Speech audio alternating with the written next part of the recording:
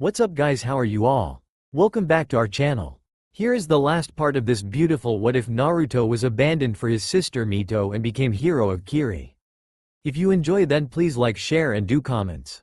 Aim was a place of sorrow, having been the epicenter of the Second Shinobi War.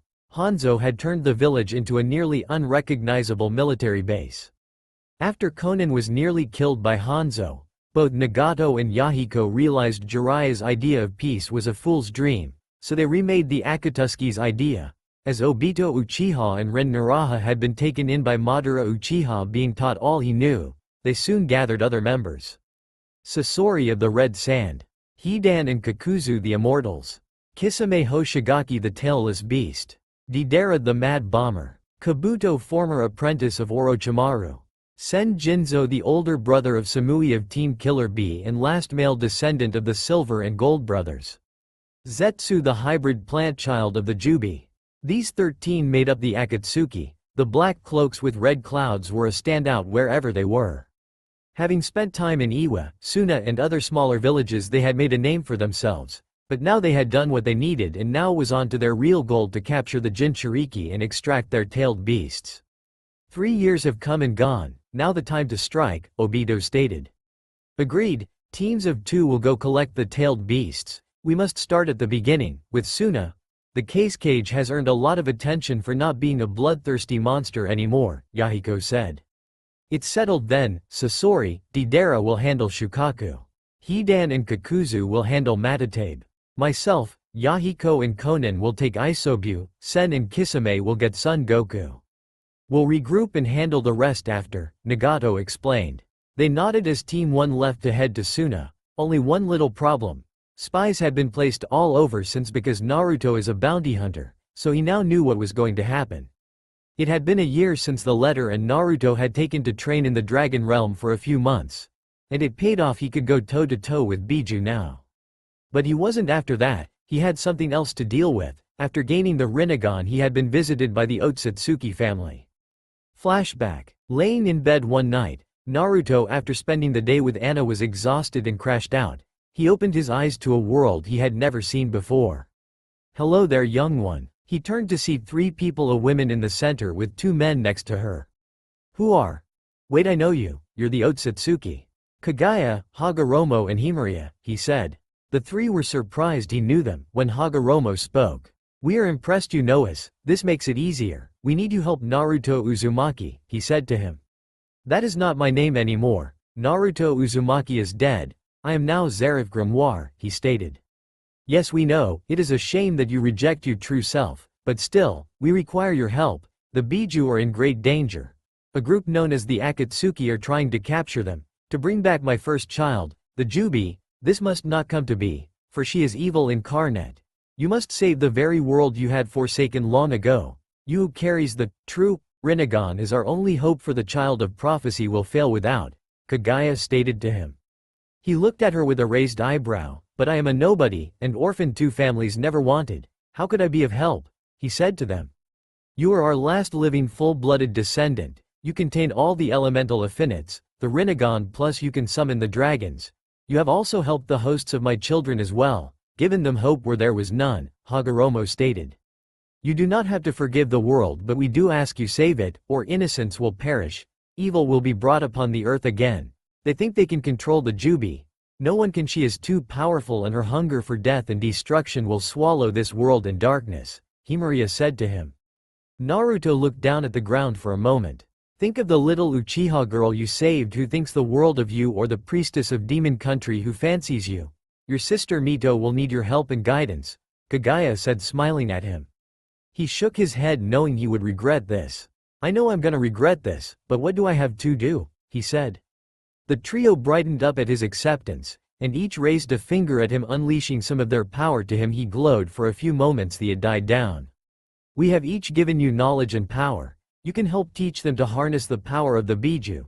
Teach them to coexist with their hosts and help them find their way in life, Hagoromo stated. Naruto nodded to them. How does this end? He asked curiously. They smiled at him, as Kagaya came down slowly and walked up to him. That is for to find out, she said, getting on tiptoes, and kissed his forehead. Then all went white and everything disappeared. Flashback ends. Naruto made his way to Suna to speak with Gaara. The battle for life had begun.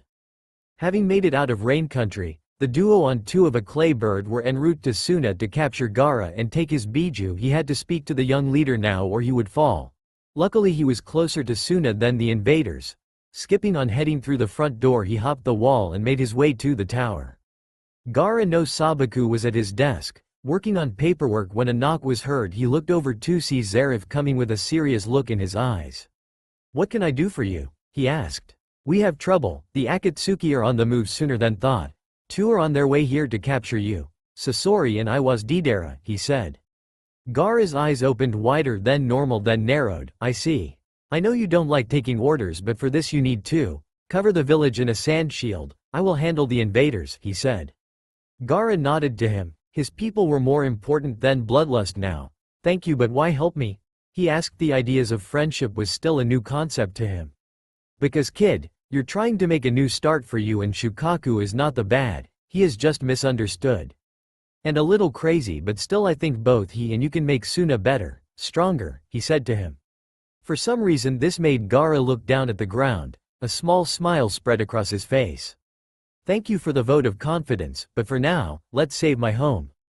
Gaara, using his late father's specialized gold dust jutsu, covered all of Suna as his voice projected to his village. "Citizens of Suna, invaders are heading to with intent to destroy us. We are now on lockdown. Please head to your homes or to the nearest buildings for shelter. This is not a drill. I repeat, find shelter now." As shinobi began to converge on Gaara's spot, his older siblings appeared next to him. "Gaara's, what is going on?" Tamari asked. "The Akatsuki have made their move and are coming for the Ichibi. We must not let them," Zarif stated to them, getting shocked looks. "How did you get in?"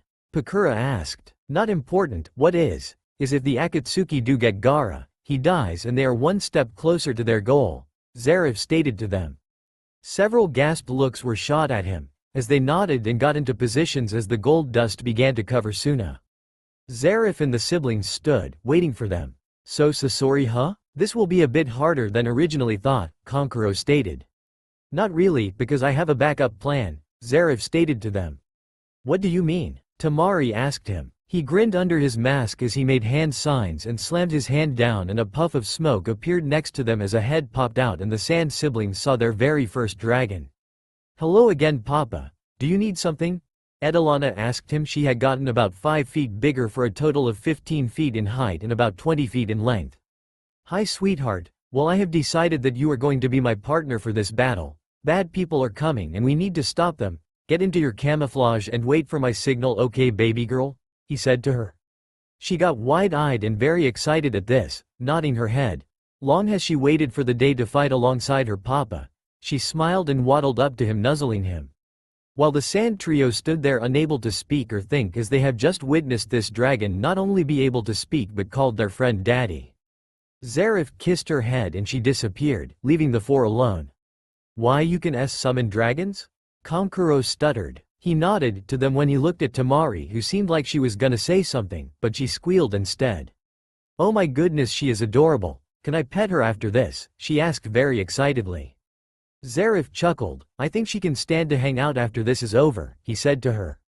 That is when they felt foreign chakra, and looked behind Zarif to see a white bird, coming to them. "Well, they're here, let's begin. Get inside, I'll let you know when it's safe," he said to them, making them nod. Zarif, with Anna not too far away, waited as they came into view. He saw the two as they kept flying by and were about to fly past him when he threw a shuriken with lightning chakra flowing through it.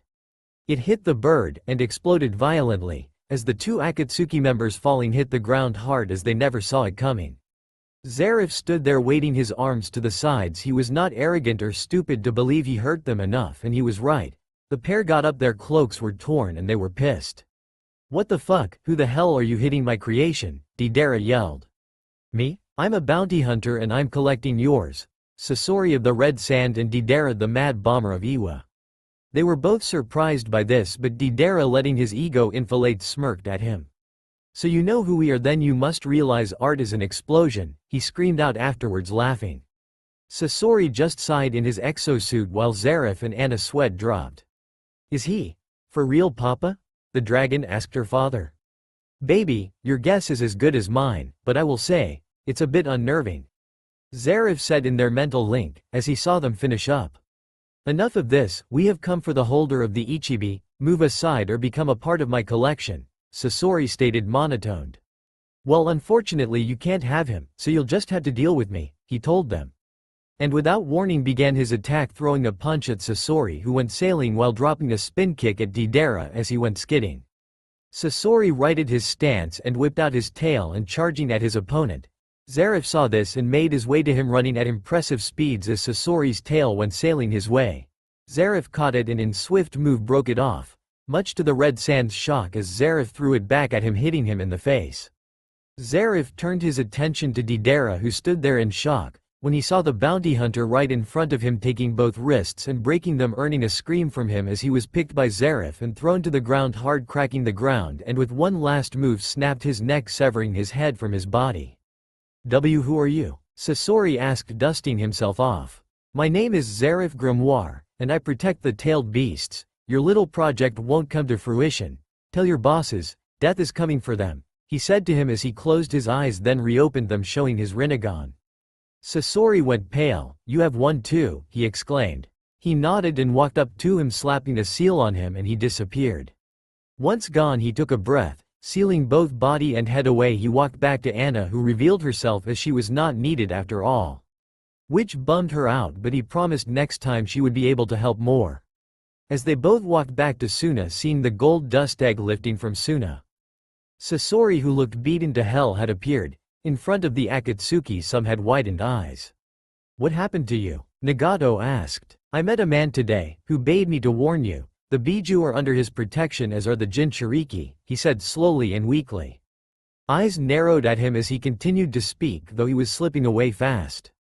His name is Zarif G. Grimoire, and he has the Rinnegan-like, he said as he went limp. Quite was heard, another Rinnegan user, was what Obito said. It would appear so, but it's strange since only Uzumaki can unlock said eyes, so either he stole them or is an Uzumaki, Yahiko stated. Hidan, Kakuzu. Get the Nibi, Nagato stated. The two left, with Hidan smirking. Yugito Ni was being sent to Konoha to meet with Jiraiya about information on the Akatsuki. The council behind Ai's back forced her to go alone. Having packed up and left, she took her time getting there, hoping to avoid them at all costs, as she headed southwest to the Land of Fire. Suna, thankful to the bounty hunter, gave him Sasori's bounty, while Tamari and several other kunoichi gushed over Anna, who was embarrassed by the praise and flattery but loved at the same time. Zarif smiled at he seen when turned to see a local orphanage looking a bit rundown. Gaining over 100 million ryo, he took one scroll and walked over to the building when he saw a woman in her late 30s come. Excuse me, miss, may I have a moment of your time? He said. He caught her attention as she looked straight him for a moment. She blushed a bit as he was rather handsome. Yes, how may I help you? She asked. Gaara and the others had stopped to watch him, curious about his intentions. My name is Zarif Grimoire and I would like to donate 50 million ryo to the orphanage and its inhabitants, he said, handing her a scroll with the money. Everybody stood there as what this man said was quite shocking to say the least. The orphanage mother, who was now openly tearing up, looked at this angel in human form. Thank you, young man, she said as she embraced him in a hug to which he gladly reciprocated. Gaara, Kankuro and especially Tamari stood there along with Suna in awe of the man dubbed the Golden-Hearted Killer. No one has ever done something like this before. New respect and inspiration was felt for their friend and savior. You really are the Golden-Hearted Killer, Tamari stated out loud. Yup, that's my papa, Adelana said. Breaking from the hug, the little children came up to thank their Oni-chan. There is an old saying from the Sage of Six Paths, in the absence of light, darkness prevails, for a single act of good, no matter how small or insignificant, can light up your world, and in that moment you are forever immortalized into history, he stated. They all thought on this as he said his goodbyes to them. Anna puffed away to Earthland again. You're always welcome here, my friend, Gaara said. He nodded, thank you, but for now must go. The other Jinchuriki are still in danger. Farewell, my friend, he said. As he vanished in shadow. Gaara just looked ahead along with his siblings. Beware all those who dwell in darkness. Though you may bump in the night, he is the one who bumps back. The scene changes to Yugito making her way to Konoha. with the immortals not far behind her while Zareth also make his way to her. But the question is, who will get to her first? So how have you been? What have you been up to? Yugito asked. Well, after the Junin exams, I became the bounty hunter. My first was Orochimaru. Bastard had murdered the case cage and planned to use Suna to help destroy Konoha. But I stopped that with the Yondaimi's children. After I spent time collecting little bounties, placing my spies about and just biding my time. Now that the Akatsuki have made their move, it's time to stop them before they complete their goal, he said to her. Taking a few bites of food, she looked at him. Like she found him fascinating. He was different from everyone in so many ways she could barely count them, and he always listened to her and helped made her feel better. They continued speaking till bedtime and went to sleep. Next morning they got up and headed to Konoha. He knew she was safe, but he also knew Isobu was safe in Kiri as well, so he had time. They made it to the front gates by about 10, got passed through and were off. Making their way through the main street, seeing people going about their lives. The pair smiled at the little children playing nearby when Zareth noticed a certainly Uchiha princess walking with her family.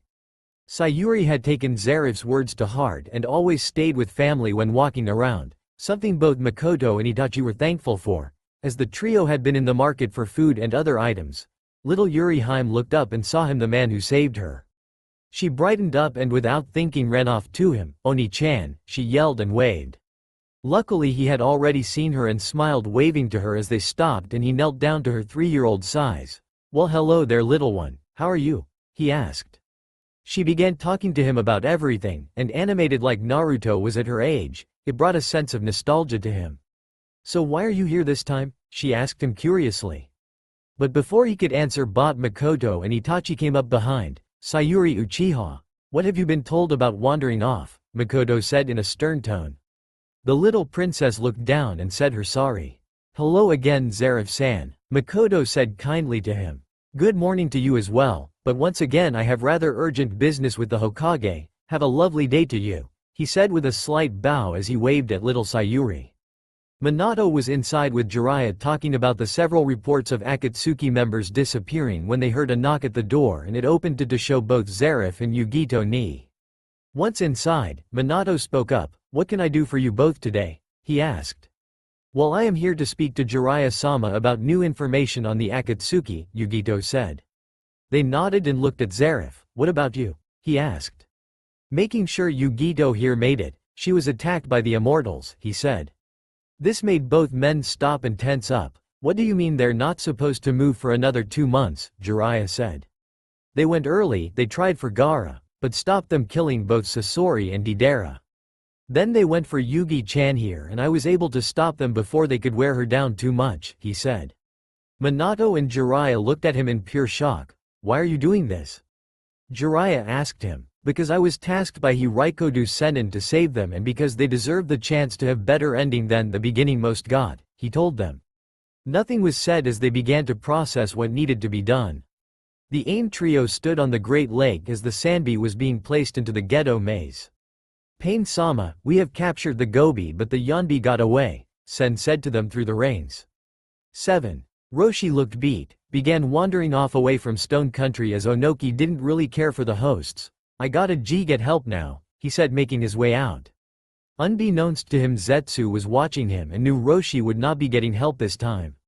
So they would get 3 Biju in total. Yugito had just walked out of the cage office with Zareth. Right now Konoha would protect Mito while Zareth took care of the others. We see them wandering around the village heading to the exit as they had other things to do. When they noticed a big group approach them, it was Mito and her friends. They had looked up to see the 2 new faces. Who are you? Mito asked them. Yugito ni, Junin of Kumo. Zareth Grimoire, bounty hunter. They all had pensive looks, till Sasuke spoke up. Wait, you're the guy who watched over my baby sister last time you were here, aren't you? He asked. Zareth nodded to him. Yeah, she bumped into me by accident. She kept me company till your mother and brother got her. She is a sweetheart and I was honored to have met her, he said with an eye smile. This confused them. He was a bounty hunter yet was so kind and caring, but Sasuke was nonetheless grateful. 2. Just a word of warning to you, Miss Mito. Dark forces are at work trying to set this world to ruination and will use the hidden monsters of the villages. Take care of yourself and her, you will need each other before the end, he said cryptically. The others were confused by this, except for Mito, who went wide-eyed at this. How do you know? She asked. Because I protect them when they need a little bit of help, he said to her. He speaks the truth. Father chose him to help us in our time. You can trust him, Kit, the Biju stated to her rather happily. Are you sure, Q-chan? I don't want to lose you, she thought. Yes, I am sure. He will be the help we need, the Biju reassured her host. Well, it is time for myself and Miss Ni to head out. The Hokage will be speaking to you all soon, he said. Bidding them farewell, the two headed out. I'll take you home just to be safe, he said to her, making her nod happily. We have him now, what, Obito? Rin asked, grabbing the unconscious Utakata. 7. Head back to the lair, the Nanabi is next, he replied as they warped away. Fu sat on top a rock base, looking out at the sky. I wish I had a friend, she whispered. Never feeling Kabuto behind her in the distance, he sat in wait, the perfect opportunity soon upon him. But something felt off, like he was being watched. Shaking it off, he made his move, racing to her with poisoned senbon in hand, hitting a point on her neck. Smirking at his success, he retrieved her and made his way to the base. Hey there, friend, a voice said behind him. He looked back and saw a man with the Nibi Jinchuriki. Who are you? He asked, startled. He never felt them. Zarif Grimoire. Now then, let's begin, shall we? He said. Was that really necessary? Yugito asked. The duo sat there waiting for Fu to wake up. Well, so far we have dwindled down their numbers. Let's hope we can save the others, Zarif stated. Moving Fu would be too dangerous in her condition, so they made camp and waited. Eventually she came to and saw two people she never met before. Who are you? She said, trying to get up to a standing position, but the poison was still in her, so she was still down. Rest, Fu, we mean you no harm. This is Yugito Ni of Kumo, host of the Nibi, and I'm Zarif Grimoire, bounty hunter, he said. This made Fu tense at him, but he put her at ease, lowering his mask, making her gasp. And Naruto, how? You're dead, she said as stray tears fell. He then told her everything so she could understand. Afterwards she was angry by that story, but she understood it, nodding to him. Now then, we have to talk about the Akatsuki. You had a narrow escape, but they will try again. So I want to remove you from this village and place you somewhere else. Like Konoha or even Suna, he said to her. She thought about it for a little bit and agreed to it. This village loathed her, and she knew Shibuki has wanted her to go live her life somewhere better, so it wasn't a hard choice to make. I'll go, but first we need to go see Shibuki. Tell him of this situation first. Making a clone, Wick Fu and clone left to see the leader of Taki. Inside his office, Shibuki sat there, dealing with the ramifications of what he was just told. He sighed and looked at both of them. Well, I guess I have no choice. Fu, from this moment on you tenture as a Taki shinobi. As Urbi ended, I will make it look like you were taken by the Akatsuki. You're free, Fu-chan, he said with a sad smile. She looked at him sadly back. As much as she hated the village, she cared for the leader, the only one who showed any kindness to her. She nodded to him, handing him her headband, and the left. She was now a free agent, but where would she go? She met up with Zarif and Yugito with all her belongings packed. So we're two now? She asked. Well, we can take you to Konoha or Suna, as I'm friends with their Case Cage, the host of Shukaku. He is about you age, Fu, and has a brother Kankuro and older sister Tamari, he said to her. Fu stood there and thought. Suna sounded much better to her. Suna sounds better, she said rather excitedly. The trio nodded and left for Wind Country to help give Fu a new life, new friends, and whatever else came down the road. The AIM trio sat in their office. Silence was all they heard. We need to find out who this bounty hunter is and deal with him, Yahiko stated.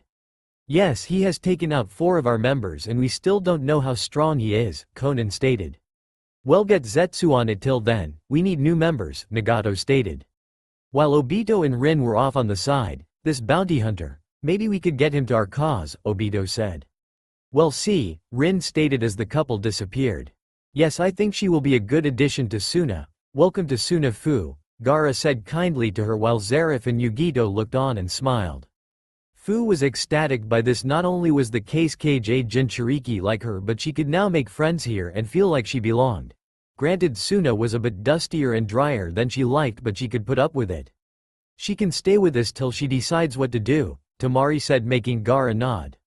Fu was so overwhelmed she began crying happily as Yugito came up to hug her.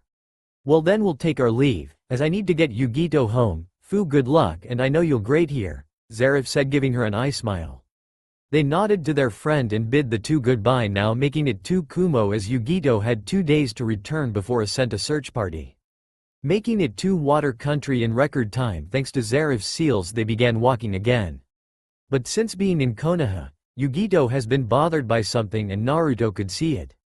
What's wrong? He asked. She looked at him, deciding she should, but said it anyways. It's just what will happen if the Akatsuki find your real identity. You know both Konoha and Kiri won't take that well, she said, concerned for her friend. He nodded to her. He had given thought to that, but he couldn't find an answer to it. I don't know, haven't put much thought into that. I guess I will deal with it as I need to, but the thing is Naruto Uzumaki Namikaze, ne Terumi, is dead. He died during the Junin exams and it's best to let him stay that way, he told her honestly. She nodded to him and they continued on their way, with only Naruto realizing they were being followed but let it go as he wanted to keep the element of surprise. Zetsu had been heading back to base with some info the leaders wanted when he came upon the Two Tails host and the bounty hunter. What is this? White Zetsu asked. Seems we found the bounty hunter. Black Zetsu stated. They continued following him for a little ways, hoping to find out more. Getting Yugito home, he had made his way to Uzu as he needed some R&R for a bit, but he kept getting the feeling like he was being followed, but just let it go as he made it to the old ruin of his clan home. He had, with the help of shadow clones, he tore down most of the destroyed buildings but kept up the main house, fixing it up and made the island meant as more of a training ground. As he passed through the barrier meant to keep out intruders, he took a deep breath and went to get a shower. As he looked in the mirror, he saw the scars on his body. Remembering every hit, every strike, it made him angry. He looked at his mechanical arm and he could only shake his head. Never again, he said as he got cleaned up. Zetsu followed him to the island, which made him curious, so he went to try get inside only to realize he couldn't get inside. Seems it's a barrier, White Zetsu said. Let's head back to AIM and report, Black Zetsu replied. He left after to make his report. Back in AIM, he made his report to the leaders. So he lives street the old Uzumaki ruins, Obito said. Yes, but he seems to be a well-trained seal master. We couldn't get in. White Zetsu said. Let's pay him a visit to see why he is doing this. Rin stated. They nodded and left using Kamui of Obito's Sharingan, making it to water country as they trekked it the rest of the way on foot.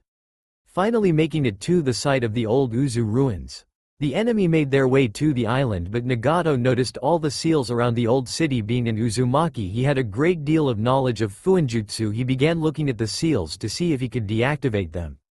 Naruto had finished cleaning himself up and sealing away his spoils as he went to relax. When he felt the seals being deactivated, his eyes went wide. No one should have been able to figure it out. He made his way out to discover 6 Akatsuki members inside his home. He was not happy about this. As he walked up about 20 feet ahead, getting their attention.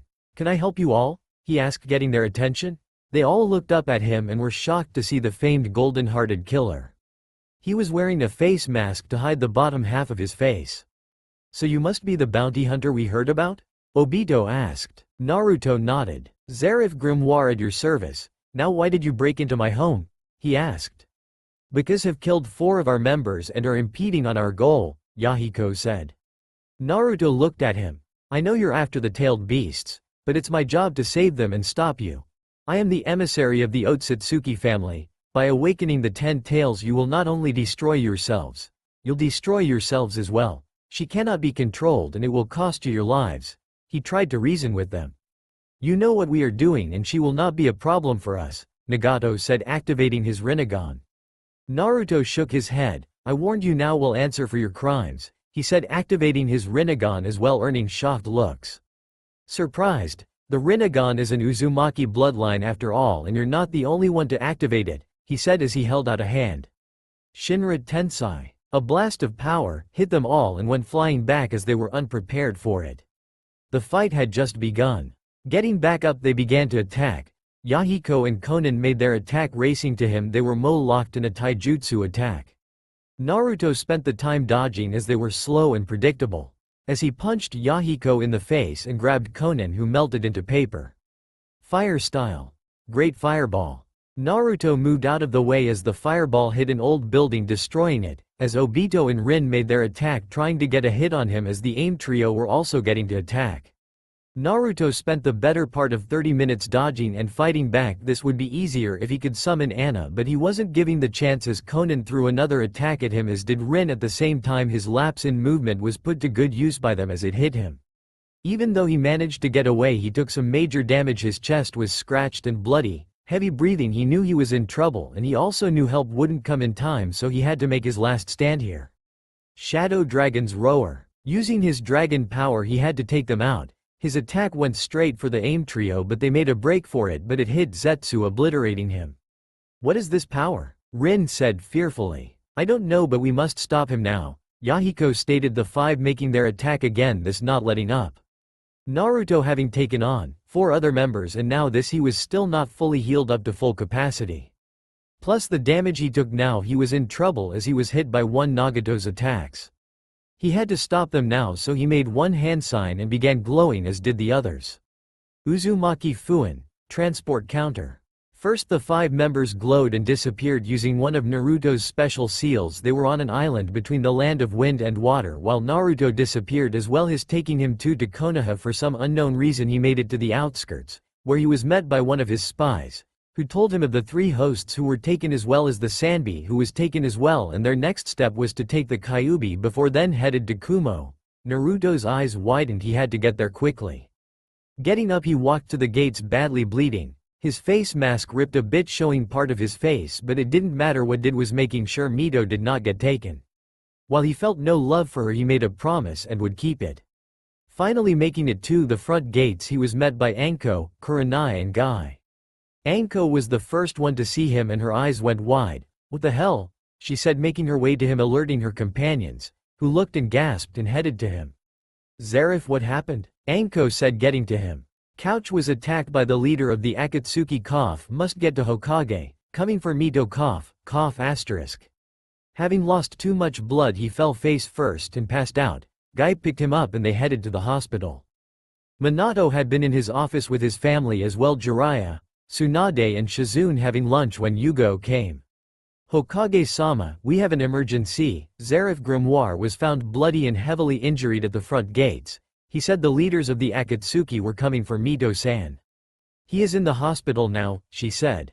They all went wide as Tsunade and Minato headed to the hospital now. Once there, they found him in a room, passed out with his clothing and mask still on him. "Nurses, let's get to work," she said as they began taking off his damaged clothing to see his scarred body, as well as looking at his mechanical arm, which made both Tsunade and Minato narrow their eyes at him. Finally they took off his mask, and their shock and utter surprise when they saw his face. It was Naruto. Minato covered his mouth. Time stopped as he looked at the face of the son he abandoned all those years ago, the days of the son he watched die right before. Tsunade couldn't believe it either. It really was him. The godson she threw away so many years ago. Tears stung her eyes. "My God, it's him. He's alive, but how? Why?" Minato asked. Just then they heard the door open up and in came Kushina holding the baby with Mito by her side alongside Jiraiya and Shizune. "Minato, what?" Kushina stopped as she looked at the face she thought she would never see again, her baby boy. Her Naruto. Her eyes went wide as tears instantly poured from her face, one hand covering her mouth. Mito just looked on, confused, shocked and hurt as she began sobbing, looking at the face of her big brother. Naruto? But how?" Kushina said. "I don't know, but we're gonna find out," Tsunade said. She began working on him, trying to heal his wounds, as did Shizune, while the family sat down nearby. "He has been alive all this time? Why did he not come back?" Kushina asked no one as she rocked her baby girl. "I can think of a few reasons why. But we'll ask him when he wakes up. For now let him sleep," Minato said. They nodded and left, while he was being healed. Naruto woke to see all white as he looked around. "I am dead? No, you're not. You're dying right now. You're between the world of the living and the realm of the dead." He turned to see the Otatsuki family again. "Your secret had been revealed. Your birth family knows who you are now," Kagaya said to him. His eyes went wide and he sighed. "It changes nothing for me," he said to her. She looked at him sadly. "I know you have been hurt so much in your life, but maybe it's time to forgive and let it all go. They are not the same anymore, and neither is Mei. She misses you too. Your death affected more people than you know. You have held on to the pain and hurt long enough, sweetheart," she said softly to him. He looked at her with watery eyes. But I'm scared they will abandon me again. I'm so tired of being forgotten. I don't want to be thrown aside anymore, he said as he began sobbing, all those memories and feeling rushing back again, while he had tried so hard to suppress them and bury them away. Kaguya walked up to him and hugged him. The rabbit goddess understood his pain. Now one should have to deal with that, especially more than once in one lifetime. I know, sweetheart, but it's time to heal not only your heart but let go of your hate for this world as well. Life will be better this time around, she said.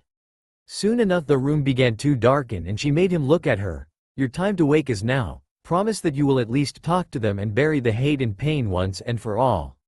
He nodded as the trio disappeared, smiling at him, and all went black. Naruto began to slowly wake up. Opening his eyes he saw he was in a hospital room. He sighed. He knew where he was and was dreading this. As he slowly sat up he looked around to see he was alone. Stretching out he moved to the side of the bed and sat there for a moment in only a gown.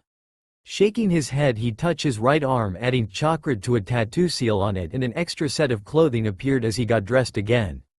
Green pants, black sleeveless shirt, blue short-sleeved blue battle coat with red bandages on his right forearm and wrist, with black gloves, with his brown belt with his holsters as well as his black face mask. He walked out of the room and into the hallway where he is met by not only his family, but the teams and their senseis as well as the Uchiha. For a moment they were all looking away as he stood there. Then Mito looked up, still in tears. Turning her head to the right she saw him standing there, a blank look on his face, and she gasped. Everyone else looked at what she saw and their eyes widened as well. There stood the prodigal son, but he looked different this time, with that mechanical left arm and lightning bolt scar on his right eye. Kushina stood up looking at him as Shizune was holding the baby, who is aptly named after Minato's mother Mirai. Lady Namikaze, he said politely. You're alive. How we watched you die, she said. He took a breath. I did die. Itachi had killed me like I planned, but I met the Sage of Six Paths and told me that I had a mission to save Hibiju and their hosts. The Akatsuki are hell-bent on reviving the 10 tails, so now I have to stop them. But they have the 3, 4, 5 and 6 tails now, he said. Nothing was said till Mito stood up in tears, glaring at him. She walked up to him and slapped him across the face. You bastard, do you know how badly you hurt us all? You selfish asshole. How could you leave us like that? She yelled, hitting him with her fists, all the while he took in stride as she finally stopped and sobbed into his chest, grabbing his waist, afraid he would disappear again. Do you know what it's like to abandoned and forgotten, Mito? To know your life means less than the ground you walk on? He asked her, not attempting to move or hug her. She looked up at him, sniffling and hiccuping as their eyes met. Do you know what it feels like to wake up in the morning knowing you have nothing to live for, to go to bed hoping you don't wake up, and no matter what you do you're looked at like a waste of space? That had been my whole life, Mito, he said, his voice never raising. Everyone looked at him and cringed because he was right. Kushina and Minato holding their heads in utter shame, bitter tears in their eyes, angry at themselves for putting him through that. I'm sorry, big brother, I never meant to make you feel that way, she softly whispered to him. Whether you meant to or not, you did. 13 years of my life wasted here in this village trying to make you see me. All I wanted was your love and acceptance, but that was too much to ask for. That is why I left. Naruto Uzumaki Namikaze died when he was 13, he said to them. Kushina looked at him heartbroken. She so desperately wanted to make it all better and love him and give him what she denied him. I'm so sorry, Naruto. We were wrong to do that to you. There hasn't been a day since then we have feel horrible and hope to make it better again, Minato said to him. That is just it. I stopped seeing you as family the day you gave Mito my birthright. Ya know there was time I wanted to come back here and destroy this village with all you in it. But May helped ease the pain in my heart till I realized that I was merely a stepping stone for her. After that I lost my will to live, and I'm done talking about this. The Akatsuki will be here soon to rip Kura out of Mito, and I'm here to top that once the Akatsuki are dead and gone. So am I. He vanished after that, leaving everyone there shocked but his former family still heartbroken, but they had to try and fix it while he is there. Minato called for Kakashi to head to Kiri. May needed OE here for this as well. Naruto sat on a tree branch inside the forest of death. His head hurt and he was tired, having been here for the last 3 days, and was ready for the Akatsuki's attack. His spies told him they would be there the day after tomorrow. In that same token, he was not wanting to deal with his former families. Yes, plural. For you see, May had just arrived with Zabuza, Haku, Chojuro, as well as both Haku and May. children as well as their escort, which was Kin, Tayuya, Zaku and Dosu. And he was not looking forward to seeing them again. Flashback. Mei was in her office with Zabuza and the baby who turning a year old soon, having lunch as he was playing with some toys when a nin appeared. Mizukage-sama news from the Yondaime of Konoha. Naruto is alive and in their hospital. He was attacked by members of the Akatsuki, the messenger said. Mei went silent, her eyes going wide as were Zabuza's. What? How? She asked. The messenger was dismissed as they sat there. He was killed in the exams, how can he be alive? Where has he been all this time and why did the Akatsuki attack him? Were some of the questions she asked. Never mind, we can ask him ourselves. Let's pack for the trip, I'll go get our escort, Zabuza said. Flashback ends. They had arrived and now he was being summoned, so with no choice he left the forest and headed to the tower to get this over with. As he walked there, all the villagers either glanced or stared outright at him, while the whispering was less than subtle, but he pressed on, just done with all of it. Damn it, why can't those assholes be here now, he said to himself. As he was making his way to the tower, he noticed all parties there on the roof for some weird reason but let it go. As he continued on, they hadn't noticed him, but one did as she ran up to him. It was the little Uchiha princess. He looked over and saw her running to him as her family were walking up and saw him and went wide-eyed, especially Itachi, who didn't get his chance to speak to him in the hospital. "Huo Mista Naruto," she said with a smile. He knelt down to her level, giving her an eye smile. "Hello there, princess. What are you doing today?" he asked her. "I don't know, my mommy and daddy won't tell me," she said with a pout.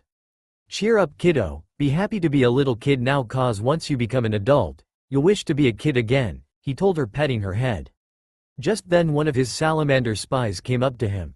"Lord, they are arriving much soon than anticipated, in 2 hours' time," he said. Naruto's eyes darkened as he turned to Sayuri. "Sweetie, I need you to go back your family now, okay? I have important news for the cage," he said gently to her. She nodded, not knowing what was going, heading back to her family as her mother picked up her up as they all looked at him in confusion. At the same time, both Cage and their families had seen him as well as he glanced at the front gates, wondering what is going on. Naruto sighed. Biting his thumb, he laid the blood across his palm and slammed his hands on the ground. A puff of smoke appeared with everyone watching in anticipation, wondering what he summoned. The smoke blew away to reveal Edelana, who looked around in confusion, then looked down and saw Naruto. She began purring at him. "Hello Papa, is there something you need?" she asked her father. "Yes sweetheart, they're coming, they will be here soon, and I need you to get into position as they will summon the Chimera this time around," he said to her. She nodded to him, lowering her head to nuzzle as he petted her head, kissing her nose, making her purr some more. Uchiha. Finally seeing the smoke vanish and a dragon appear, they went wide-eyed and gasped. "D-Dragon," Fugaku stated. While Makoto gasped and held Sayuri tight, Itachi's eyes went wide and Sasuke gaped like a fish. Sayuri just looked on wide-eyed. "Wow, she is so pretty," she said softly. "Cage." Mito finally noticed her brother as she pointed over to the left. "There he is," she said. Everyone looked over, as he spoke to the Uchiha princess, which got some awes from them, but Mito felt a bit of jealousy. Then they noticed his face darken and the girl head back to her family as he bit his thumb and slammed his hands down and giant puff of smoke appeared. "What is he doing?" Haku asked, while everyone else looked in confused. "Seems like he's summoning something," Jiraiya said as he tensed up. All other voices died when they saw what most believed to be a long extinct, looking at this new creature with both fear and awe. "What is that thing?" both Mei and Kushina asked. "My god, it can't be." Tsunade said aloud. "What, Ba-chan?" Mito asked. "Dragons," Jiraiya said, turning pale. All went dead silent with shocked looks on their faces, as they stared at the dragon and Naruto. "How the hell can he summon dragons?" Chojuro asked aloud, not believing what he was seeing. "Hello Papa, what is it you need?" they heard her speak. Their jaws hit the floor as this info was being processed. "Hello sweetheart." They all deadpanned as Mito screamed out. "That thing is his daughter?" she exclaimed, while the others' jaws dropped again. None of them could believe it. Naruto, the one they thought died over a year ago, was alive and well and could summon dragons. Many had mixed reactions from this, from fear, to curiosity, betrayal, to so many others. They all decided to make their way down there to speak to him. "Naruto?" Mei said shyly. He looked over to see them all looking at him, making him sigh. Mizukage-sama, he said with a bow. This took her back, it felt cold and polite. Nothing like her Naruto, but then again after what had happened. She had expected it but it still hurt. How are you alive? We watched you die, Zabuza stated with both shock and anger. I did die, but fate decided I was need here more, so I took on a new name and became a bounty hunter. I have no regrets, I never intended to come back here but one of my seals must have overloaded and brought me here. I'm not looking to reconnect, I have laid that to rest. I have simply this last mission, he said. They went silent as he spoke, they all knew it would be difficult to reconnect with him again. Both Mei and Kushina came up to him holding their babies who looked at him with wide eyes. Please, we're so sorry Naruto. We're stupid and foolish to throw you away. We both understand now how horrible we were to you. Please give us one more chance, we want to make it up to you. Kushina begged in tears. Yes, we have had so long to think about it. Please give us the chance to make it up to you. Let us correct our mistakes and try to help heal your broken heart. Mei also begged in tears. The others knew of the pain they had been holding on to and hoped he could see that they all wanted one last chance. Naruto pulled down his mask and gave them a genuine smile small as he hugged both his mother's and younger siblings Uza and Mare, letting his dragon aura seep out which felt like a blanket of light, love and comfort. I forgave you all a long time ago, and despite what I have said and done I still do love you all, he said to them softly. They were shocked by his words, he still loved them even after all the hurt, betrayal and pain. He could still give them all a real smile. They smoled themselves basking in warm and comforting aura. Naruto moved away from them and walked to Mito and he hugged her as well. Yes, I still do love you all, he retorted again. Mito just gripped him and cried into his sternum. Finally after all this time she could make it all right again. Naruto kissed her forehead as he looked down and smiled at her while she looked up in tears, her soft hiccups heard. He let go and hugged both Chojuro and Haku, the latter crying as well. Congrats on your wedding and baby. I'm happy for you both, he said, kissing Haku's cheek as she looked at him heartbrokenly. She wanted so desperately her brother back. He nodded to the others as he walked back to Edge, looking out to where the main gate is. He knew this would probably be the end for him. He would protect them like he said he would. He turned back to them. Edelana, the Akatsuki are here, get ready, he said, not looking up. She nodded and hid using something similar to Jiraiya chameleon circuit. While I forgive you and still care about, I'm simply too afraid to let you back into my heart. I couldn't handle a third heartbreak, which is why I'm saying goodbye. Be at peace, he said before he vanished in an elemental shunshin.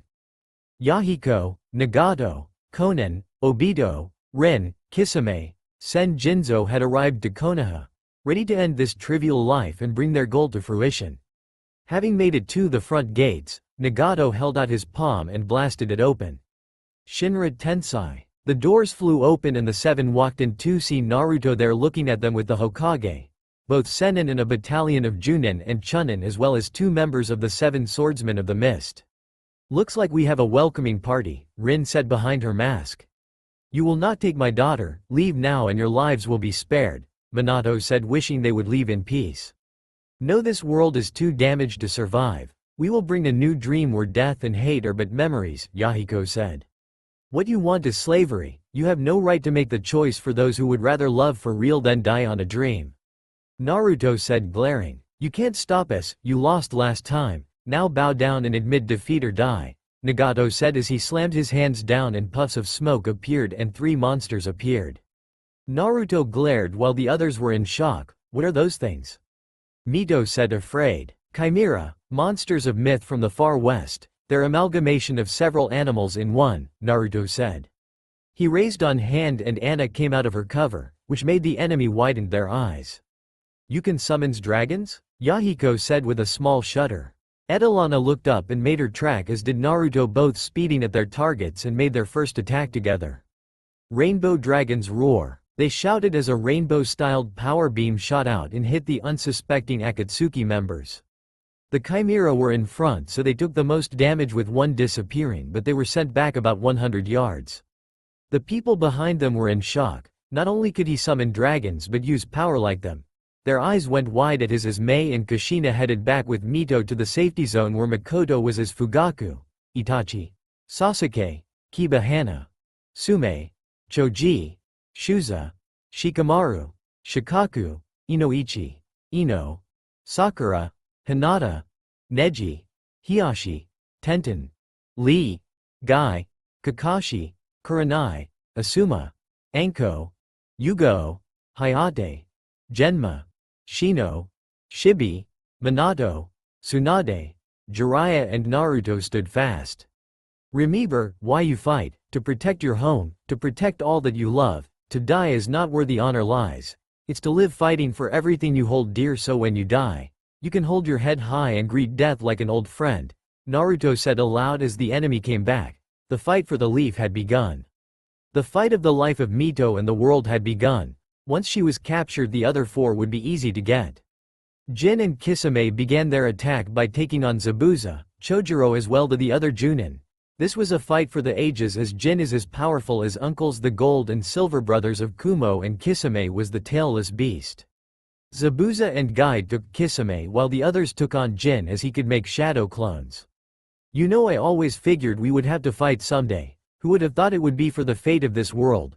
Zabuza said, getting red as he drew out his sword, Guy getting into his stance. Funny how things work out that way, but I'm not here for the girl. I want to fight strong opponents and die like a warrior, he said, pulling out his sword. Chojuro saw Zabuza and felt the strength of not only the leader of the swordsmen but the last original member, the first general. Alright, then we are here to save Mito-san and the world. Whether you are leaf, mist, cloud, we must fight to save what we have, he said, getting his allies pumped, which did the trick as Itachi, Neji, Lee, Kakashi, Asuma and several others made their stances. Foolish, we will rip the monster from that bitch, and hear screams of pain will be music to my ears. I will enjoy seeing the light leave her eyes, he stated, cackling madly. Mito heard him and became afraid. This guy was a monster. Sasuke, Hinata, Sakura, Ino, Kiba and Choji shielded her from his gaze, ready to kill for their friend. Kakashi glared at him. His surrogate sister's life was online and he wouldn't fail. Kakashi got over Obito and Rin's deaths, so he won't be as bad as in canon. Jiraiya and Suande also glared. Their godchild's life was threatened and that was not gonna sit with them. But before any could do anything, a voice came behind Jin. Well then, how about we make this a handicapped fight then, because my little sister means more than you, the voice said. Jin felt his right knee get taken out and his left hand smashed as he roared in pain. Behind him was Naruto, who looked over at Mito, giving her an eye smile. She could only gasp at what he said and did. She began to tear up. It felt nice to know her big brother loved her and still cared. She wiped away the stray tears, smiling at him. Naruto then spoke to Edelana. Take out the freaks. Sweetheart, he said. She nodded and made her attack, flying straight at the two monsters. While Konan and Rin was in the sights of the Kunoichi, Kurenai, Anko, Yugo, Hana, Sume, Yukino, Yoshino, Tenten, Kin, Tayuya. All ready with weapons drawn. While Tsunade came to the front, looking at her enemy with a calculated eye. Seems like we won't have it easy as well, Konan stated. Rin behind her mask nodded to her comrade. You won't get past us. Mito will not be taken by the like of you, Tenten stated. Many agreed shouts behind her as they readied their weapons and got into their stances. Minato and the clan husbands ready to attack both Yahiko and Tobi, as Minato remembered the latter from all those years ago. Jiraiya stood next to his student who had arrived. Naruto and Nagato looked at each other face to face. This is the end, the path to real peace is upon us, and now you will know true pain, the older Uzumaki said. No, peace is already in front of you, you just refuse to see it. Jiraiya stated, looking at both men. Whether you see it or not matter not, this world will die, and at its place a world where strife and hate are nightmares only. No winners or losers, Nagato stated. Jiraiya could only shake his head at his failures as a teacher. Zabuza and Kisame were going at it. You could hear the clanking of metal on metal. While Mei watched her husband with both worry and joy. Chojuro stayed off as this was a single duel for the former teammates. Sparks flying off their weapons. Tsune and Hana made a bid for the blue-haired female while Tenten came up behind with her weapons. Hoping to hit her, but she caught on quickly. Kurenai, using stealth, tried to use a genjutsu on the masked opponent, but Rin had caught on activating her Sharingan. She looked right at the red-eyed beauty who fell with a thud. Laying there she began shaking and moaning in pain as Rin came up to kill her. Night-chan, dodging a sneaky snake attack, Anko meed to her best friend trying to break the illusion, but it didn't work. Here, let me. Anko turned to see Naruto kneeling next to her as he placed his hand on her head and a rainbow-colored light encased Kurenai for a moment before vanishing as she stopped shaking and all noise ceased. Anko looked back at him. What did you do? She asked curiously. Broke the illusion. This attack was based off an illusion I made years ago. It meant as both a plan B and revenge jutsu, he said to her. She looked at him in shock but nodded gratefully as she watched him carefully as he pulled out a scroll and gave it to her. You can have this, I won't be needing it anymore, he said to her as he got up and walked away. She looked down at the scroll and read the name. Genjutsu Art. Pervert's Paradise. While it did shock her, she could only chuckle at the brilliance of this and would be working on it later. Jin had finally healed himself up and looked to see 3 opponents facing him. But while still angry from before, he let his guard down, which proved to be fatal. Guy ran up and kicked him square in the chest, launching him at Asuma, who had his trench knives ready to go. Adding his element, he cross-slashed the Kumo rogue across the back, as Jin screamed out in agony before the force of the wind pushed him off and into Kakashi's direction. Making his hand signs as lightning chakra coated his left arm, cocking it back, waiting till Jin was in reach and thrusting it out, puncturing his chest and crushing his heart. Jin, spitting up a decent amount of blood, began cackling for a moment, then went silent as the injury killed him. Kakashi pulled out his hand and burned the body. My Imouto means too much to let you have her. Anko had returned from bring Kurenai to the tower to rest, and got into the fight again, which soon came to a standstill as 5 of the remaining 6 stood there looking at their enemies. Minato, Jiraiya and Tsunade stood at the front while the clan heads stood behind them along with the Junin, Chunin and Genin. Edelana had finished her fight early and went to stay by the cage tower just in case. Enough of this, give us the Kyuubi's Jinchuriki, and no one will be hurt, Obito stated. Minato stood firm, he would not give his daughter to them. Naruto pushed forward, making his way out to them. He stopped in front of the 5 as Zabuza and off battling Kisame, so he focused on the rest. I'm afraid to say, you won't be getting her, and this fight will end here today. Naruto began powering up, but it was chakra infused. He was using his Dragon Slayer magic, which felt a bit different, not as heavy or potent, but still got the job done. As a rainbow-colored aura swirled around him, as scales grew over his body. I will end this and your tyranny will be put down. But remember, good and evil cannot be without another. As long as you balance it, the world will know peace, Naruto said. Closing his eyes, he reached down deep inside and pulled out Dragon Force, the first one to ever use it. It was untested and very dangerous as he was combining all of the Dragon Slayer magic he learned into one, the first. Rainbow Dragon Force. Wings sprouted out of his back, shimmering with multi-colors as the scales you could on his face. His eyes became white while his hair was floating. They had seen what Naruto had become. He hardly looked human, and with the wings looked like a demon. Nagato went wide-eyed and bit his thumb and slammed his palms down as 6 coffins came up, opening up showed 6 bodies covered in black bar-like piercings. Dujutsu Arts, 6 Paths of Pain. The 6 bodies came to life, standing in front of the other 5, staring at Naruto. Ash stared them down as well as he vanished using his incredible speed, grabbing Nagato and heading as the 6 paths followed behind. Things had just taken the next steps. No had expected for that to happen, but yet it did. Naruto had transformed into something else. They saw him taking Nagato and his 6 paths away from the field. Now making a bit more roomier. Naruto stopped at the edge of the forest about 5 miles outside the village, where the elder Uzumaki went skidding across the ground about 10 feet as his paths came to stop in front of him. Naruto stood there, his dragon force glowing. Even with it being the first time ever being used, he felt no side effects yet. Nagato stood up glaring at the boy, his Rinnegan glowing. You're only delaying the inevitable. No, I'm stopping it. Naruto wasted no time as he charged forward, throwing a punch at the first path in his way, knocking it aside. As 2 other paths came in for the attack, the fight began. Naruto caught a punch, thrown by the second path as the third path threw a kick.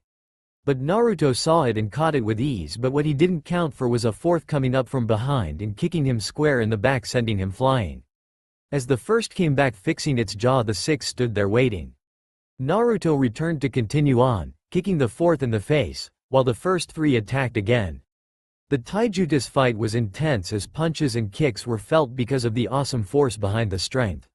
Neither party giving ground. Soon enough the last 2 appeared in the fight, making it a 6-on-1, but Naruto didn't care as he had a job to complete. He knew he wouldn't be surviving this, but this didn't matter to him anymore. He was ready for peace.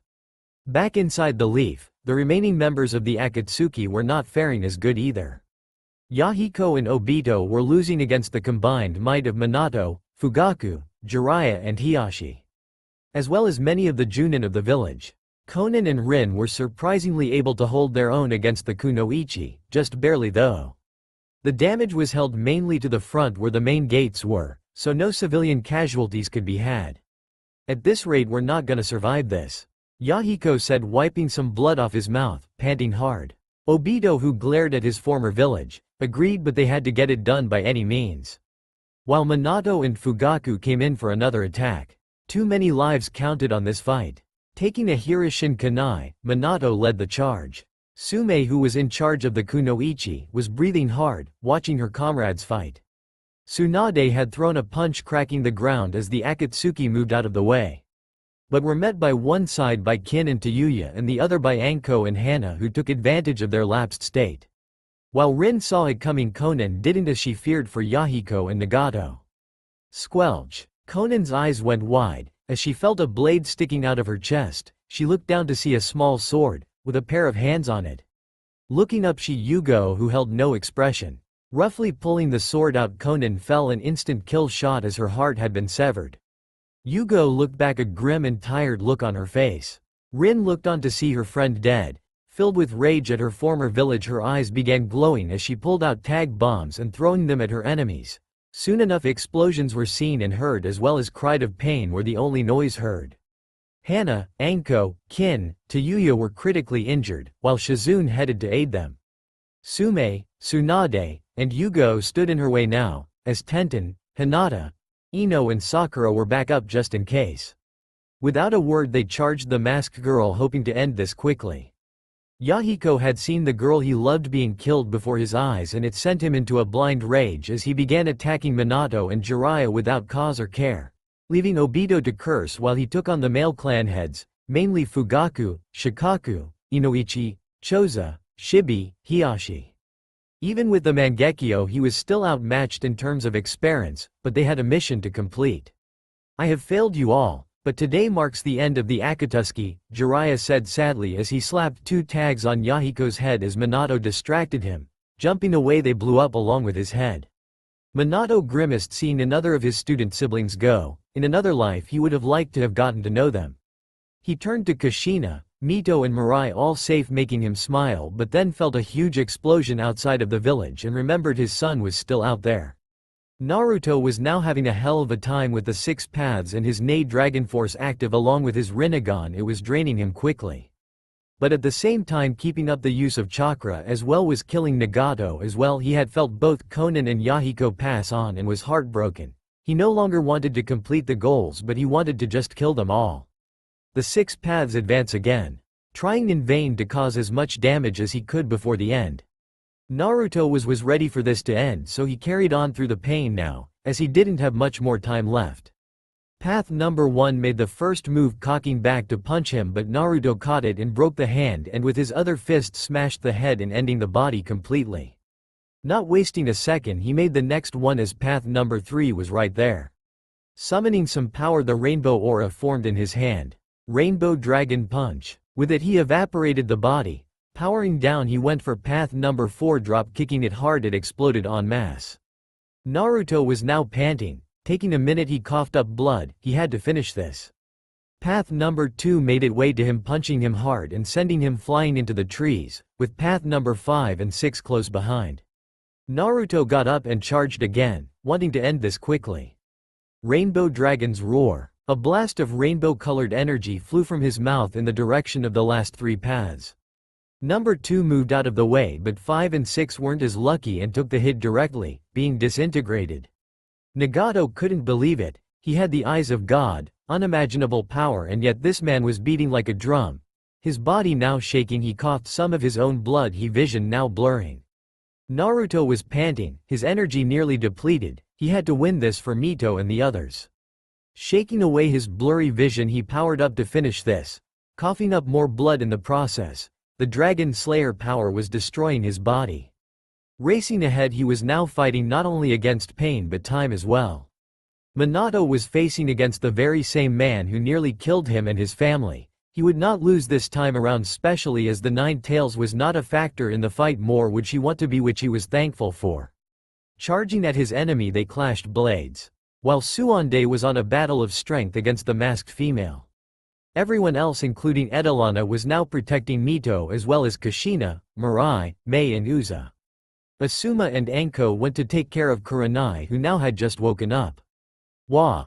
Where I am," she said, blinking away the blurry vision and black spots. Asuma noticed and sighed in relief, as did Anko. "Thank goodness you're awake," he said to her. "What happened?" she asked. Anko then spoke up as everyone now listened. "The female masked creep put you in a powerful gen that was gonna make you love through your worst fears, but Naruto came and dispelled it, giving you to me so I could get you to safety," she said. Kurenai went wide-eyed with surprise but was thankful he had saved her. Once this was over, she wanted to thank him personally for this. As she got up slowly to watch the last fights taking place. Zabuza and Kisame were both panting now, cuts and blade marks all over their bodies, sweat pouring from their faces. This was one hell of a fight, but they were loving it. "Been a while since we went all out like this," Zabuza said. Kisame nodded. "You're right, but we also can't keep going like this, so what do you say last attack wins?" Zabuza nodded. This would be it. He raised his sword to stance, while Kisame did the same, no going back this time. When a single leaf fell, the two charged at each other with Chojuro watching on. The sound of metal clanging was heard and both stopped standing in place. When all of a sudden 2 blood spatters were seen from each participant. Zabuza had 1 coning from side while Kisame had 1 coning from his neck. The pair soon fell after, with Zabuza breathing heavy. Kisame just smiled. He got the fight he wanted and died like a true swordsman. Closing his eyes, he passed on. Chojuro ran to his leader, picking him up with his blade and grabbing Kisami's as well. He went for medical help. With all but 3 battles done with, things were looking up now. Mito could finally breathe a sigh of relief. When she felt a hand on her shoulder, she loomed up to see her mother smiling at her. She smiled back. It was almost over now. Mei saw her husband in a bad way, but Shizune was working on him and loomed like he would live, making her smile, as she kissed her son's head. Haku did the same, worried for her father, but saw her husband there as well and sighed as well. The nightmare was almost over. Minato needed to come up with a plan as to fight this man before him when an idea came to him. He charged again, throwing a kunai at the man, which passed right through him. He charged up his Rasengan and pushed it forward, which didn't pass through him. Instead, it went through his chest. Blood came out of the mask as he screamed out in pain, and with 1 swift hit sent a kunai through the mask into his skull, killing him instantly. Minato watched as Obito fell to the ground dead. Looking back, he saw his family was safe and he felt like a terrible weight was off him now. Rin, who took a look away from her fight, saw her lover die, falling to the ground in horror. She wanted to go to him and in that moment forgot about Tsunade, which was a big mistake. Seeing her distracted, took the chance and pushing all her power into her fist punched the woman's head clean off. Rin had died as well. As the body fell, all Mimibers of the Akatsuki were dead now and the people began celebrating. "It's done, the Akatsuki have been defeated, the 10 tails can never return," Mito said aloud. Kushina breathed a sigh of relief as her daughter was saved. Minato had come to hug his girls, happy to all be alive and safe. Anko took out the scroll Naruto gave her and began reading it. It was quite impressive and showed the various ways it can be used. Suande and Jiraiya came back up after smiling that their family was now safe. All of a sudden another explosion occurred, making them all realize there one last fight going on. As Edelana vanished in a puff of smoke, Naruto had finally beaten the last path as it lay smashed beneath his feet. He finally powered down his dragon force and became dizzy, grabbing a tree limb to steady himself. He could feel his body shutting down, so he had to be quick.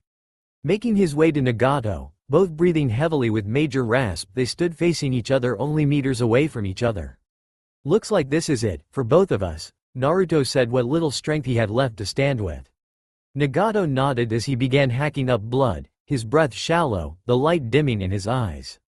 "Maybe now we have the peace we sought after," he said with a smile as he stopped breathing and the last little bit of light leaving his eyes. Naruto nodded, closing his eyes.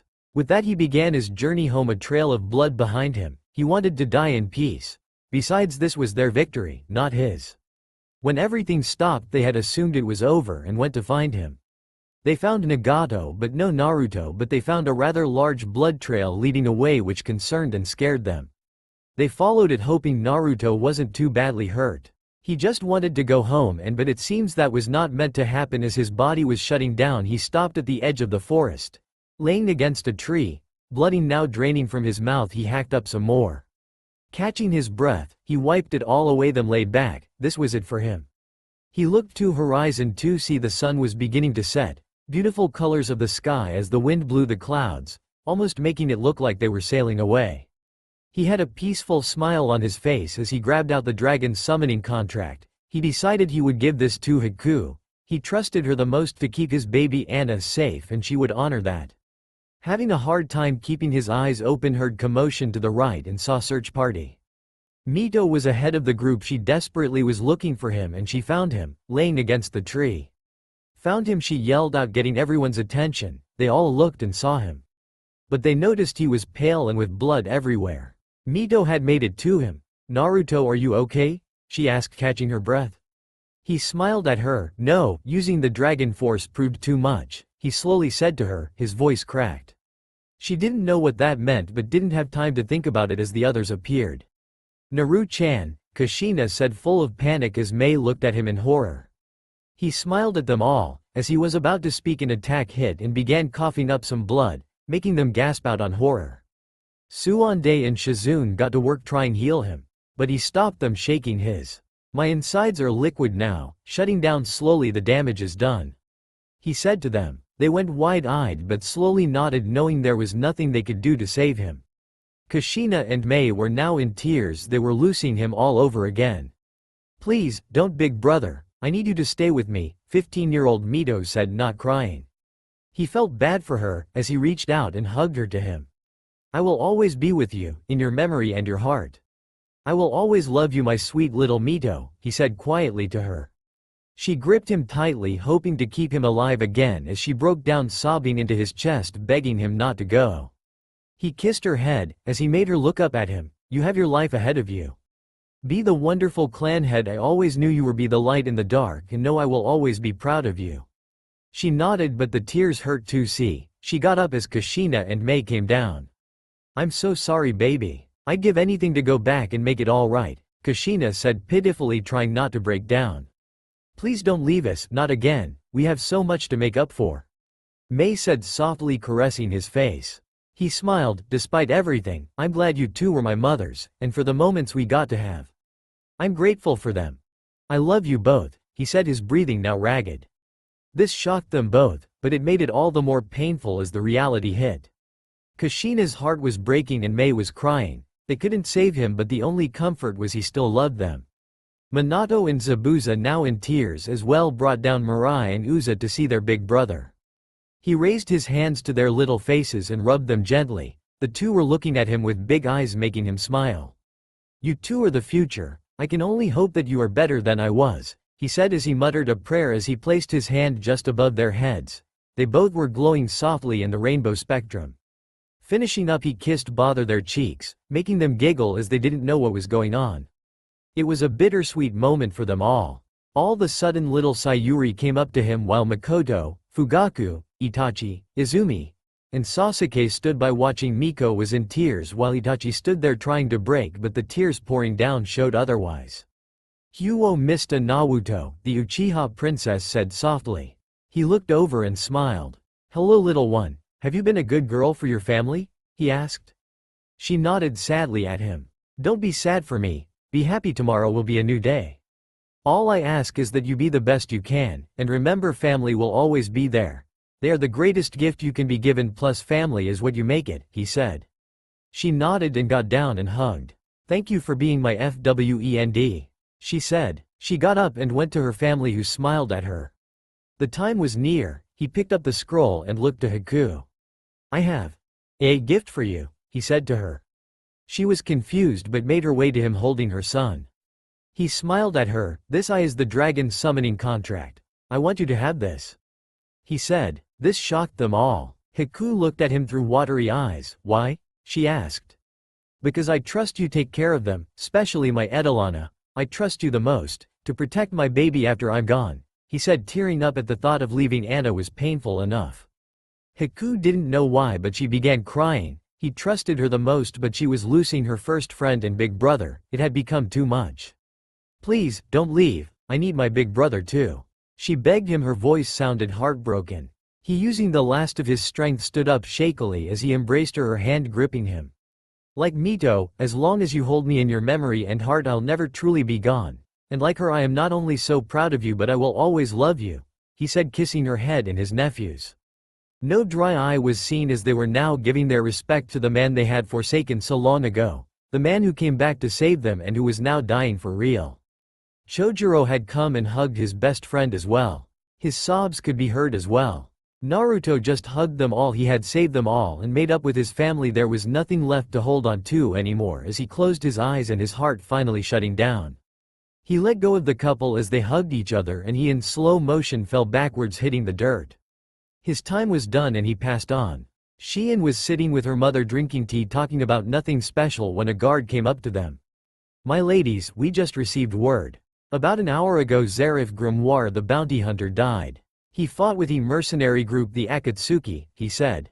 The pair gasped as Moroku looked at her daughter to see the heartbreak on her face as she cried for the man she cared for.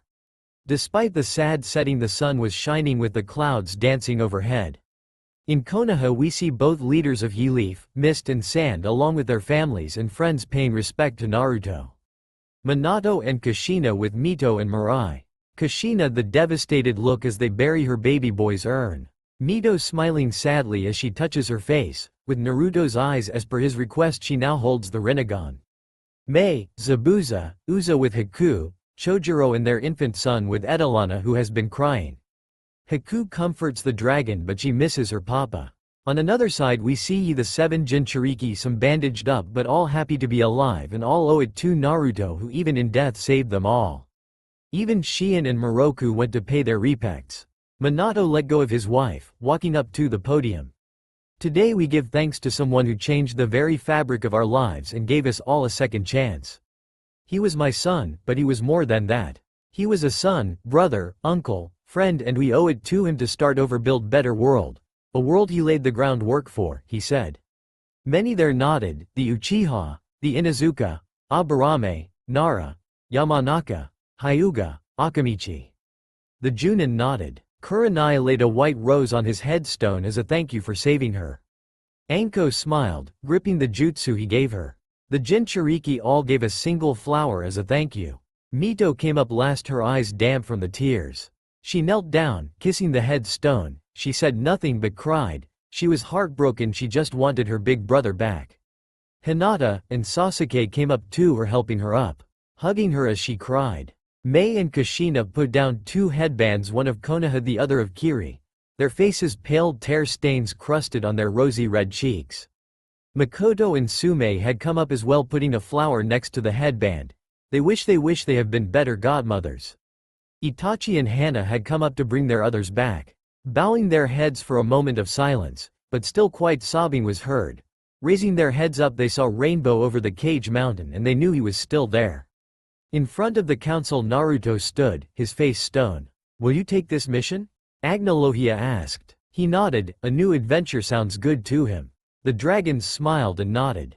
There is a guild called Fairy Tail, that is where my son Natsu, my son Gageel, and my daughter Wendy, all reside. They ill need you help in the coming times, Grandina said. He nodded, well let's do it then. Naruto's time in the nations is over, but his time with Fairy Tail is about to begin. Naruto stood off on the other side, other training grounds. The rookies wished to speak to him.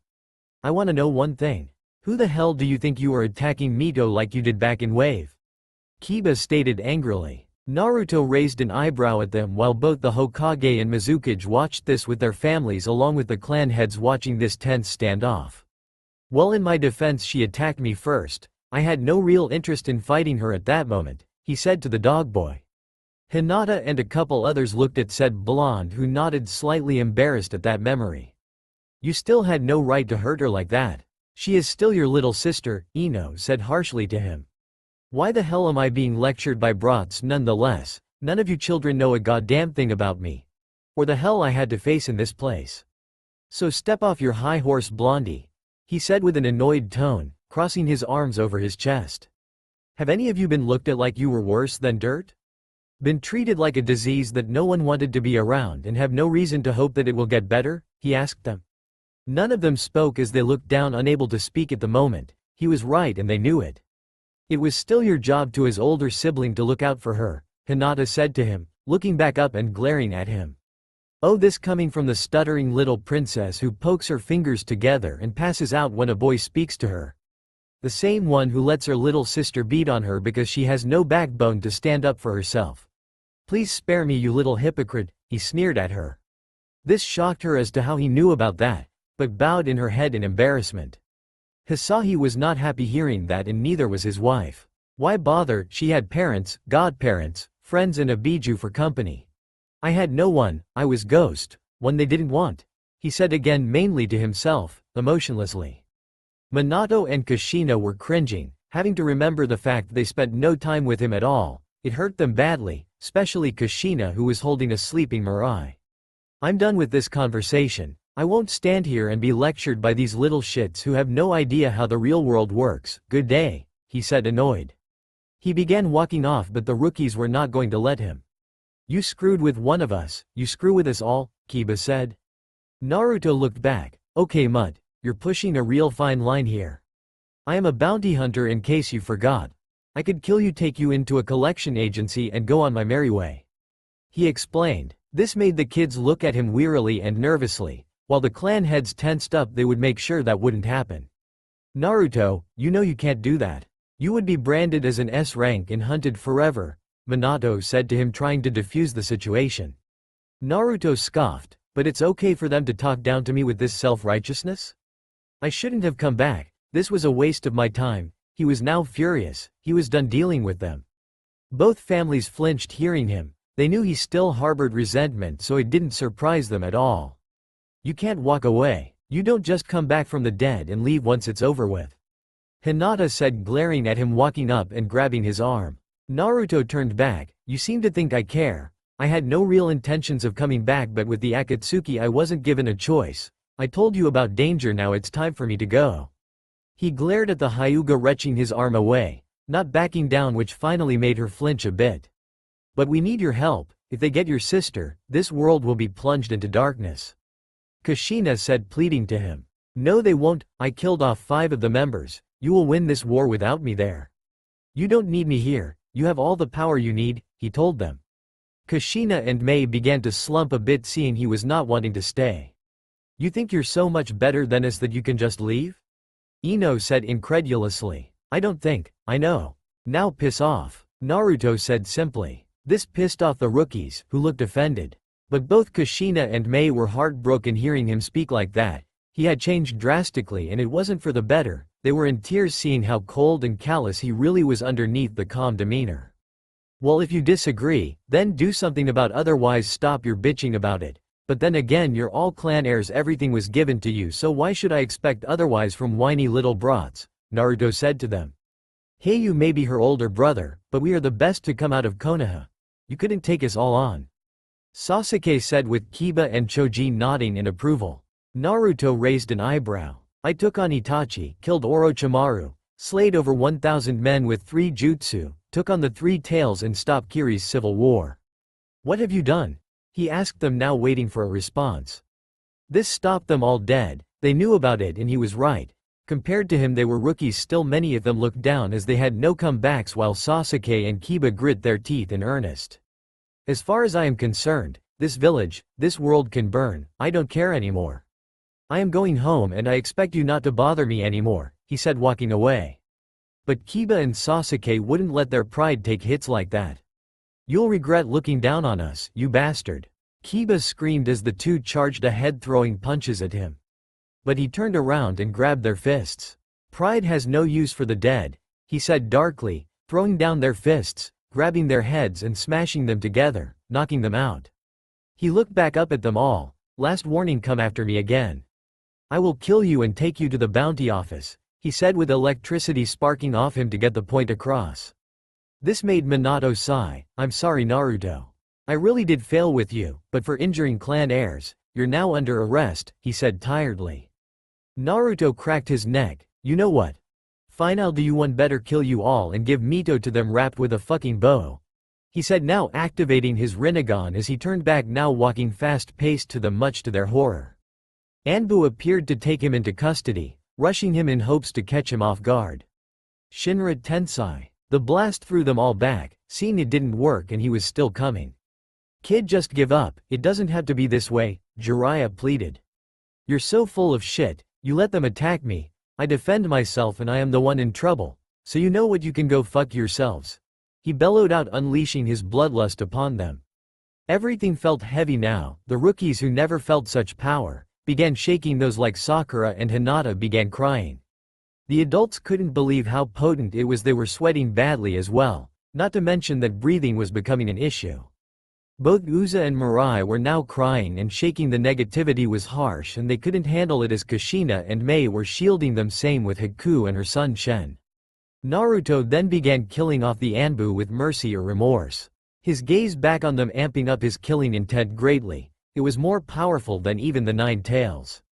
Kushina and Mei and Haku were shielding their babies from it as best they could from his gaze. Please Naruto, stop, you have made your point, Haku said, hoping he would stop as she was shaking with fear along with her baby. He relented and stopped, seeing as they got the point. Saying nothing, he left. He was done. They looked at him in horror and sadness. Please, can't we just start over? Haku asked, wiping away her tears as Chojuro comforted her, while keeping her close should he try anything. No, I buried that long ago, I have nothing there, and I will never return to that, he said, leaving the grounds. With no other choice, Minato and Jiraiya made their attacks. Quicker than he could contemplate, he was slugged hard by a fist, then a boot to the gut and sent flying into a tree. Jiraiya summoned Gamabunta as backup along with several other who had summoning contracts.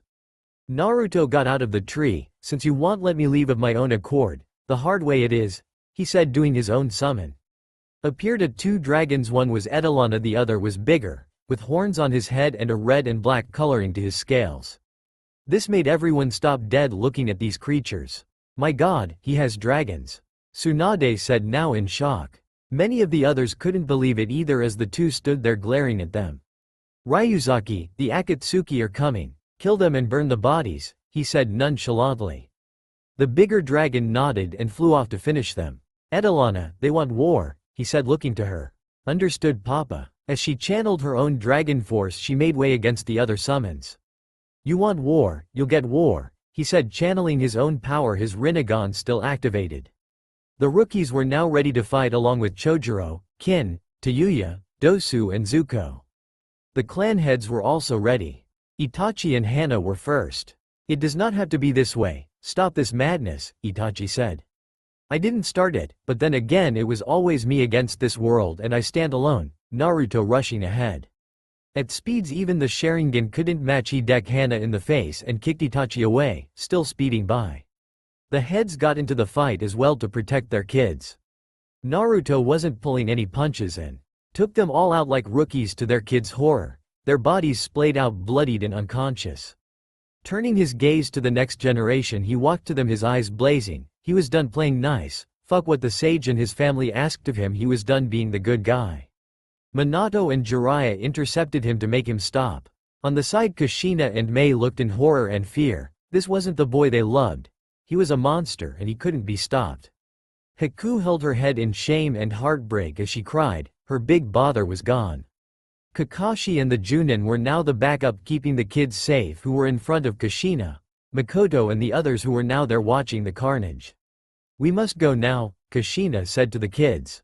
No, we started this. We have to bear our sins, Mito said in tears, seeing her big brother fighting to kill their father. Please Naruto. Stop this, we can still change it all around, Minato pleaded as the fighting stopped for a moment. Why do so now? You didn't for years, no one did. Why change your mind now when all was said and done? Because I made a mistake and I want to fix that. You didn't deserve what happened, we failed you there. But please no more, stop this and come home. Naruto sighed, shaking his head. I don't have a home here, and even if I did come back, you know full well the civilians and elders rule this place. I'd be placed in jail and executed, no trial. I'd be stripped of all I have, given to either Mito or someone else, then possibly used as breeding stock. You are simply a figurehead here, he said. No, after you left I gained it all back. The council was disbanded and no longer have a hand in ninja affairs, he said. It changes nothing, I despise this place, he said, sprinting forward, catching him and an uppercut, sending him flying. He turned and caught Jiraiya's fist with his mechanical hand as he ducks under a swift kick from Tsunade. Pulling the old toad forwards, he was caught in one of Tsunade's punches, sending him flying. With a swift kick of his own, sends the slug princess flying as several loud pops were heard and the summons were gone, with Edelana being the last happy she finally got to fight and left as well. Put of nowhere, a blade went through his right shoulder, causing pain to flare, as Tsunade threw a chakra-fused punch at him, connecting and sending him into a thicket of trees. At the same time, medics came and helped those injured while grabbing the dead and taking them away. We have to end this now, Minato. Otherwise the Akatsuki get here and game over, Jiraiya said grimly. He nodded and got ready, as did those still able to fight. Suddenly a tree exploded nearby and Naruto came, his shoulder bleeding, his right arm limp and damage to his chest. He was panting slightly and trying to stay focused. Kushina looked at him horrified, as did Mei. This is not what they wanted to, but he was right to a degree. They were making his life just that much harder now. I'm sorry, but you know the laws of Konoha. Now either give up and come peacefully, or you must die. Minato said as the fourth Hokage pulling out his Hirishin. Soon the heads came to stand with him, as did the rookies, Itachi and Hana. Naruto's eye held hate, pure, uncorrupted and real. With nothing left to say, he made two clones and they began their hand signs. Kakashi, having seen this before, knew what he was going to. He is making a unison raid, he said. They went wide-eyed and made their attacks. Earth style. Mud balls. Water style. Water encampment. Wind style. Great gale.